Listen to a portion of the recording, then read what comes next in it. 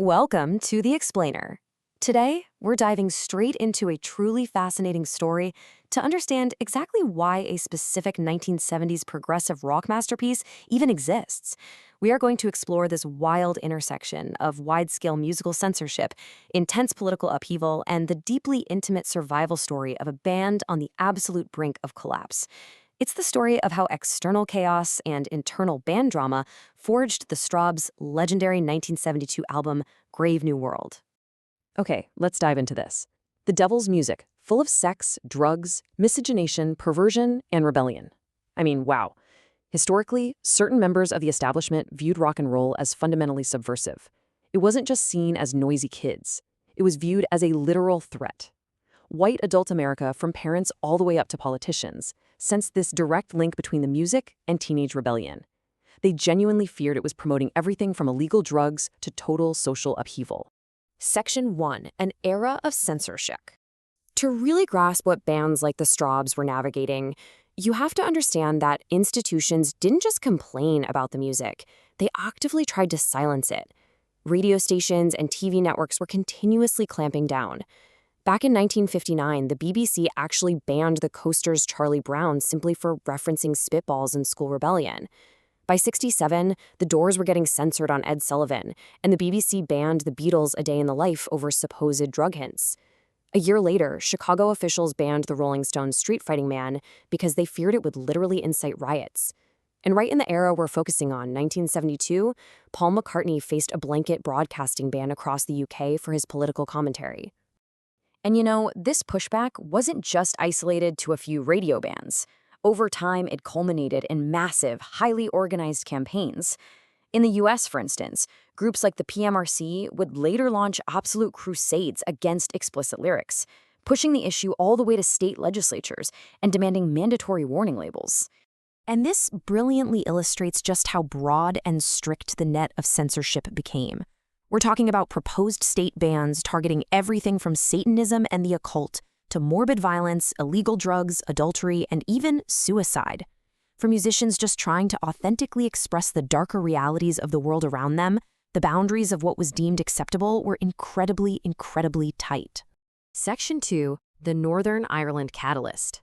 But while that general censorship was a persistent hurdle, a specific, devastating political event in 1972 acted as a massive catalyst for British rock musicians. So how exactly did this political turmoil shape the music? Well, the killing of 13 Irish nationalist protesters by British troops in Londonderry, an event known as Bloody Sunday, sent absolute shockwaves through the UK. It was a moment of such profound tragedy and tension that many artists felt completely compelled to react, regardless of those censorship risks we just talked about. This actually sparked two very different musical reactions to the exact same tragedy. On one side, you have Paul McCartney and Wings releasing Give Ireland Back to the Irish. It was immediately banned by the BBC, ITV, and Radio Luxembourg for being too politically charged, though interestingly enough, it still hit #1 in Ireland. On the other side, we have the Strawbs. Instead of a direct protest slogan, their songwriter, Dave Cousins, channeled his reaction into a track called New World. He crafted this venomous, heavily orchestrated social commentary on the conflict, leaning way into a dark, progressive sound. Section 3. Wakeman exits the Strawbs. Which brings us directly to the band themselves, because during this intense period, the external political chaos out in the world was perfectly matched by the internal chaos within the band. They were experiencing severe growing pains.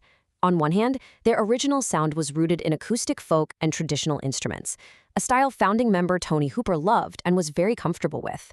But on the other hand, frontman Dave Cousins was driving them in a radical new direction: progressive rock, heavy use of the mellotron, and much darker, artsier themes. As you can imagine, this shift caused some serious friction. And right in the middle of this painful evolution, during the tempestuous sessions for their album From the Witchwood, they suffered a massive blow. Their star virtuoso keyboardist Rick Wakeman was poached by the rising prog rock band Yes. Talk about tragic irony, right? Losing your star keyboardist at the exact moment you're trying to transition into a keyboard-heavy progressive rock sound. Losing a talent like Wakeman literally left the Strawbs on the brink of collapse. Section 4. Consulting the I Ching. Desperate for direction, the band made an incredibly unconventional move.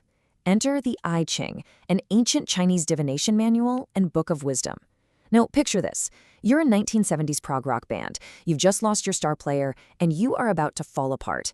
Dave Cousins is completely at a loss, and his producer, Tony Visconti, gives him some wonderfully bizarre advice.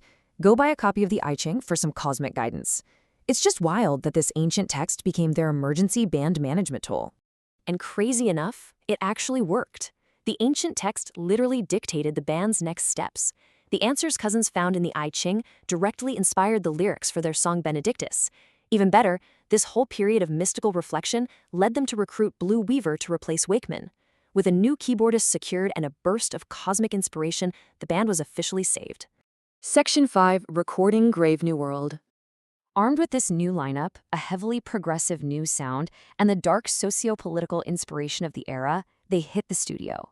This unique mix birthed Grave New World, designed as a loose song cycle about the cradle-to-grave process of life. Let's look at how this builds, because it's a kaleidoscopic journey. It opens with the gospel-infused Benedictus, born right from that I Ching reading. Then it moves into the venomous, mellotron-heavy social commentary of New World. It even shifts into hard rock intensity bordering on Deep Purple with the track Tomorrow, before taking a bizarre but super delightful detour into vintage dance band sounds with Ah Me, Ah My. It's an absolute headphone-quality masterpiece. Section 6, a progressive rock masterpiece. When the dust finally settled, what they created out of all this adversity was incredible. Despite losing their star member, fighting through internal friction, and leaning into heavy, controversial themes during a fraught era, Grave New World was a massive commercial success. It boldly peaked at number 11 on the UK albums chart. It proved without a doubt that audiences were hungry for music that didn't shy away from complex realities. The legacy of this album for the band's history is just huge. First, it permanently solidified their identity as progressive rock heavyweights. It was presented as a true high art piece, featuring this lavish vinyl artwork reproducing William Blake's classic painting Glad Day. Internally, the heavy new direction finally pushed acoustic purist Tony Hooper to officially leave after the recording sessions. But in turn, that paved the way for Dave Lambert to join full-time, which cemented their electric sound for years to come. So by surviving an era defined by censorship, political violence, and internal collapse, the Strawbs managed to forge an enduring 1970s classic. It really leaves us with a powerful final thought to chew on. If the most enduring music is so often born directly from the chaos and friction of its time, what incredible art will the conflicts of today inspire tomorrow? Thanks so much for joining me on this explainer, and I hope this deep dive gave you a whole new appreciation for the real history behind the music.